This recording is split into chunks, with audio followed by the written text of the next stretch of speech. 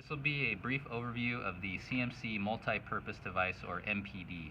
We're going to begin by going over a few of the components of the device and how to operate it. Right here you have your actuating handle that will allow you to lower a rescuer down over the side of a slope with the rope system in place. This is your parking brake here that will allow you to lock a rope once it's reached through the MPD. Flipping the device over, you can see that it's clearly marked with the diagram. This KG symbol symbolizes where the load side of the rope should be placed within the MPD itself. This hand symbol symbolizes how you should place your hand, and also that the rope should be going through this friction device, which will allow you to control your descent once you're able to operate the MPD. To reeve the rope through the MPD is very simple.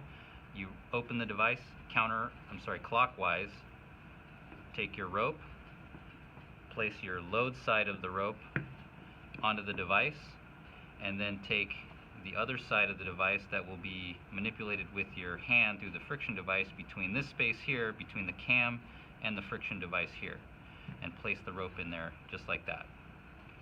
Then you're going to want to close the device by reversing the operation and going in a counterclockwise position.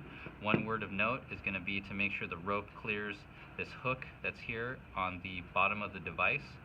And once you rotate it all the way over and closed, you want to make sure you flip the MPD back over and give it a quick safety check. The safety check is done by grabbing the load side of the rope, giving it a couple quick tugs, and ensuring that the rope is locked off. A safety warning when using the MPD is you want to make sure when there is no load on the rope that you do not have the two rope sides become parallel with each other, because what that will allow is it will allow the rope to begin feeding through the MPD without engaging the cam, and you can see that the rope can begin feeding out and in an uncontrolled manner.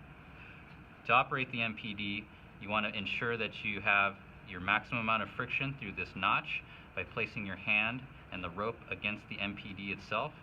You want to make sure your parking brake is in the off position, and you're going to take the handle, come in from the bottom, you're going to pull up on it and rotate counterclockwise until you feel the gears engage and the cam releasing.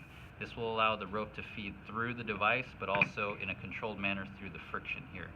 If you want maximum friction through the device, there's also a hook here as well that you can reeve in this fashion to allow you to have maximum friction when operating the MPD. The parking brake here is used to lock the MPD off and ensure the rope can no longer travel through the device itself. The way you actuate it is you take the parking brake, the pointy end of the parking brake here currently is on the unlock symbol, meaning that the MPD is unlocked. To lock it, you rotate it into a counterclockwise position until the pointed side is all the way over on the lock symbol and up against this lip here.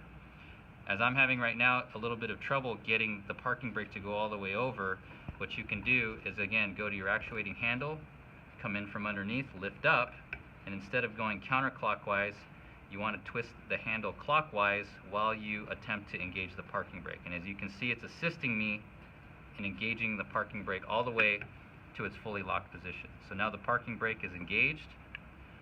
The rope is not going to move unless I take the parking brake off and begin a counterclockwise release with this handle.